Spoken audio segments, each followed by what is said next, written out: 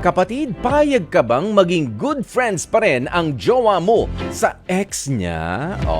Ito, babasahin ko na muna yung naumpisahan ko na kanina.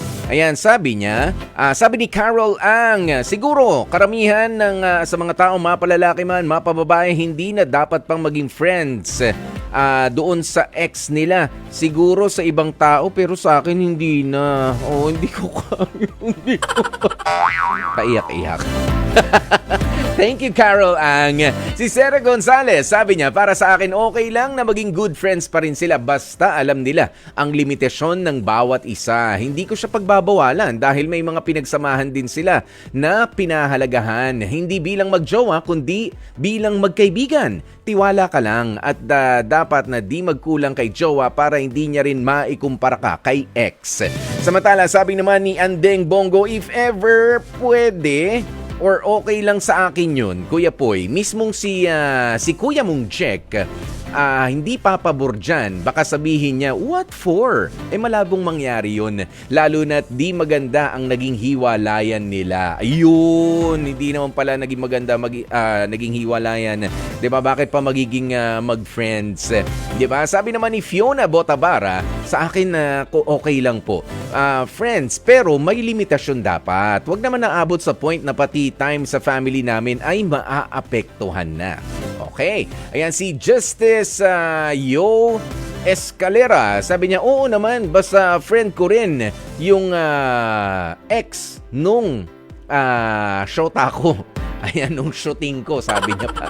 Basta friend ko rin. Pero kapag hindi, pagka hindi mo nga rin kilala, teka lang. Yan, sabi naman ni Luella Dumaog, it's a big, ay grabe sa big, ha. Papunta na sa bibig na naman, Luella, ha.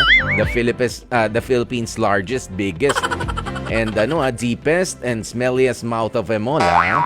A big mouth. No, sabi niya, a big mouth, no sa akin. Ex mo na nga bakit mo kakaibiganin pa? Tsaka gusto mong kaibiganin yung ex mo? Sana hindi mo na lang ako ginawa. Ganda ni Luella sa bandaron. Kaya na syempre, eto sulat sulat ni Hongo.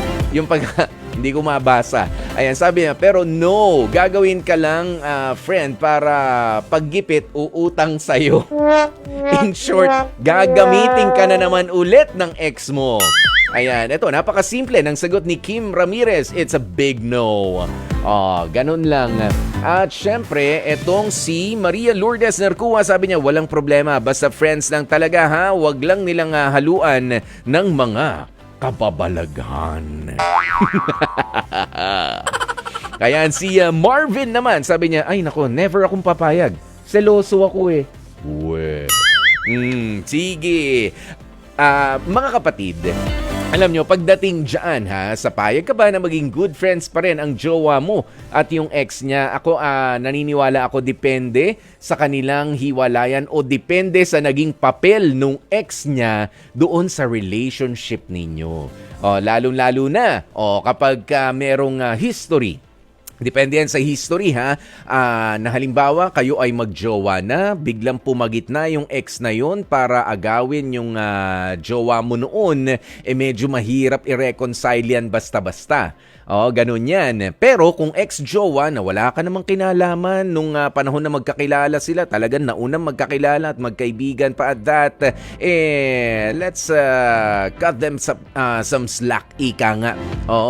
Hayaan mo lang na magkaibigan. Basta, meron syempreng limitasyon. Pero ang pinakamaganda ho talaga dyan, na magiging friends pa rin yung jowa mo doon sa ex niya, ay yung ipinakikilala ka rin at nakakaharap mo rin yung ex na yun. Dahil sa pamamagitan nun, talagang alam na kayo ay walang ginagawang kababalaghan, alam kung saan ka nakatira, alam din yung cellphone number mo, at talagang yun yung pure ang intention na hindi, talagang mag-friends lang kami, at talagang nagkataon na kami ay hindi lang rin nagkatuluyan noon. Ganun na lang yun. At syempre, pagdating din sa mga kwentuhan, hindi na dapat pambalik-balikan, lalo na in the presence of your present partner, yung mga pangyayari sa buhay nyo noon. Lalo na very intimate din kayo sa isa't isa o lagi kayo magkasama, maganda rin yung history ninyo.